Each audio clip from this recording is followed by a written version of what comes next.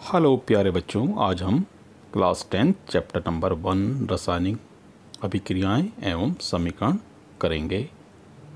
आज मैं आपको बताता हूं कि रासायनिक अभिक्रियाएं क्या होती हैं और कैसे रासायनिक अभिकरण लिखा जाता है। ऐसे परिवर्तन जिसमें नए गुणों वाले पदार्थों का निर्माण होता है उसे रासायनिक अभिक्रिया कहते हैं। ऐसे पदार्थ जो किसी रासायनिक अभिक्रिया में हिस्सा लेते हैं उन्हें अभिकारक कहते हैं।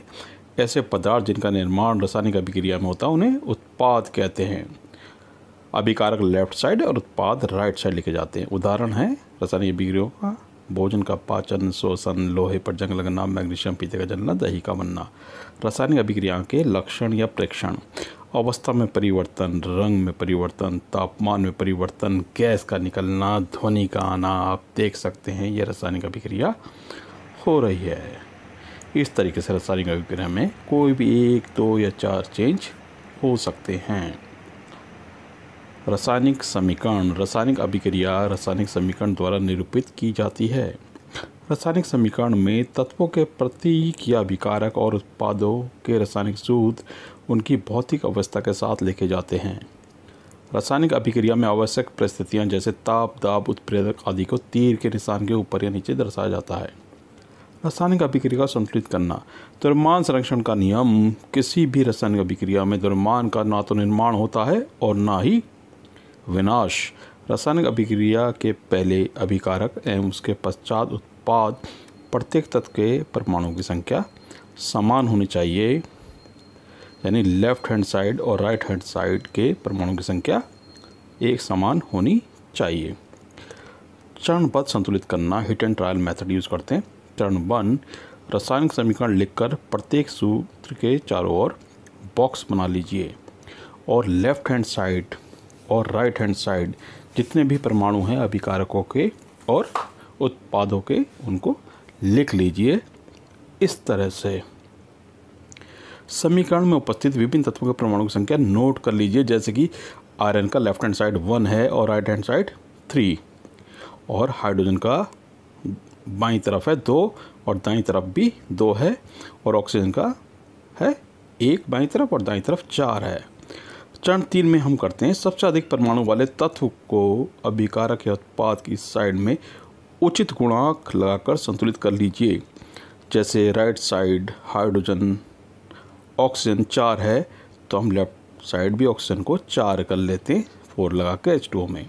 चरण 4: सभी तत्वों के परमाणुओं को चरण 3 की भांति संतुलित कर दीजिए। जैसे आयरन राइट हैंड साइड 3 है तो हमने इधर भी 3 कर दिया। इस तरीके से हम सभी को बैलेंस कर लेंगे।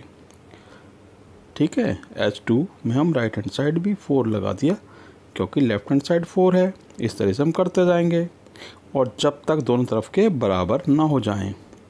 अब सभी तत्वों के परमाणु की संख्या बराबर हो चुकी है। चरण 5: अभिकारकों एवं उत्पादों की भौतिक अवस्था लिख लेते हैं हम। ठोस के लिए S, द्रव के लिए L, गैसीय अवस्था के लिए G, और चलिए विलीन के लिए AQ यानी aqueous. 3Fe + 4H2O = Fe2, Fe3 है ये, सॉरी Fe3O4 4H2। चरण 6: कुछ आवश्यक परिस्थितियाँ जैसे ताप, दाब या उत्प्रेरक आदि को हम लिख सकते हैं तीर के नीचे ऊपर। रासायनिक अभिक्रियाओं के प्रकार देख लेते हैं। संयोजन अभिक्रिया: इस अभिक्रिया में 2 या 2 से अधिक अभिकारक मिलकर एकल उत्पाद बनाते हैं। A + B = C। कोयले का दहन, जल का निर्माण और कैल्शियम ऑक्साइड का वाटर के साथ अभिक्रिया, ये सब उदाहरण हैं संयोजन अभिक्रिया के। अब आप देख सकते हैं ये संयोजन अभिक्रिया हो रही है कैल्शियम ऑक्साइड और वाटर के बीच में। इसमें ऊष्मा निकल रही है, ऊष्मा क्षेपीय अभिक्रिया है। CaO + H2O = calcium hydroxide. वियोजन अभिक्रिया: इस अभिक्रिया में एकल अभिकारक टूट कर 2 या उससे अधिक उत्पाद बनाते हैं। उसमें वियोजन में फेरस सल्फेट को जब ऊष्मा दी जाती है तो फेरिक ऑक्साइड सल्फर डाइऑक्साइड और सल्फर ट्राइऑक्साइड में कन्वर्ट हो जाता है। इस तरीके से जब कैल्शियम कार्बोनेट चूना पत्थर को जब गर्म किया जाता है तो कैल्शियम ऑक्साइड और कार्बन डाइऑक्साइड में परिवर्तित हो जाता है। प्रकाशीय वियोजन: सूर्य के प्रकाश की उपस्थिति में होने वाला वियोजन। उदाहरण सिल्वर क्लोराइड सूर्य के प्रकाश में सिल्वर और क्लोरीन में वियोजित हो जाता है। सिल्वर ब्रोमाइड सूर्य के प्रकाश में सिल्वर और ब्रोमीन में वियोजित हो जाता है। इस अभिक्रिया का उपयोग श्याम श्वेत फोटोग्राफी में होता है। वैद्युत वियोजन, विद्युत धारा प्रभावित कर होने वाला वियोजन वैद्युत वियोजन कहलाता है। उदाहरण है, जब जल में विद्युत धारा प्रभावित की जाती है तो वो हाइड्रोजन गैस और ऑक्सीजन में वियोजित हो जाता है। हाइड्रोजन गैस तो कैथोड पर और ऑक्सीजन एनोड पर एकत्रित हो जाती है।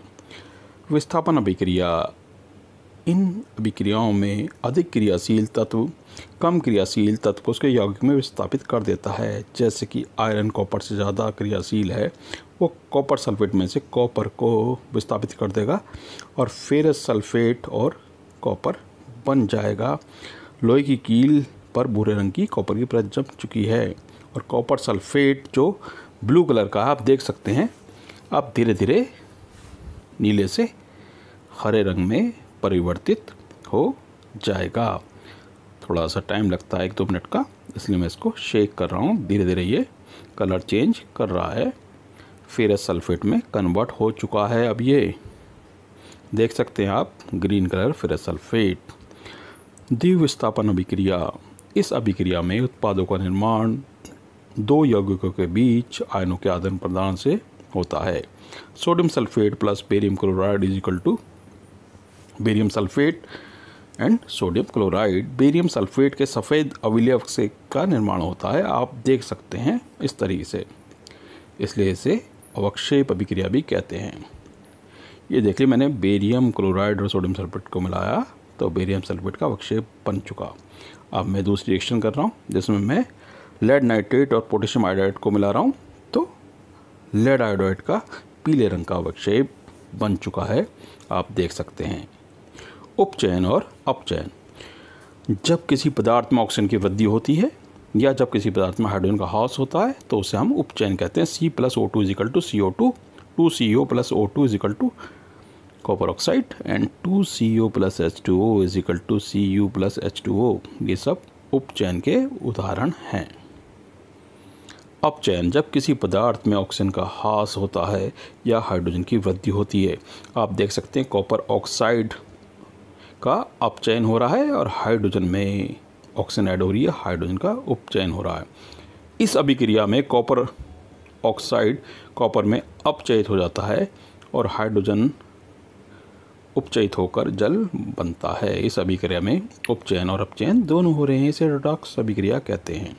संसारण, जब कोई धातु ऑक्सीजन, आर्द्रता, अम्ल आदि के संपर्क में आती है जिससे धातु की ऊपरी परत कमज़ोर संसारित हो जाती है। लोहे की वस्तु पर जंग लगना, चांदी के ऊपर काली परत, तांबे के ऊपर हरी परत चढ़ना संसारण के उदाहरण है।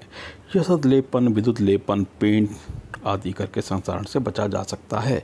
विकृत कंदिता, वसायुक्त और तेलीय खाद्य सामग्री वायु के संपर्क में आने पर उपचयित हो जाती है जिससे उसके स्वाद और गंध में परिवर्तन हो जाता है, इसे विकृत कंदिता कहते हैं। विकृत कंदिता रोकने के उपाय, प्रत्योक शर्करा का उपयोग करके वायुरोधी बर्तन में खास सामग्री रखकर वायु के स्थान पर नाइट्रोजन गैस द्वारा और शीतलन द्वारा विकृत कंदिता को रोका जा सकता है।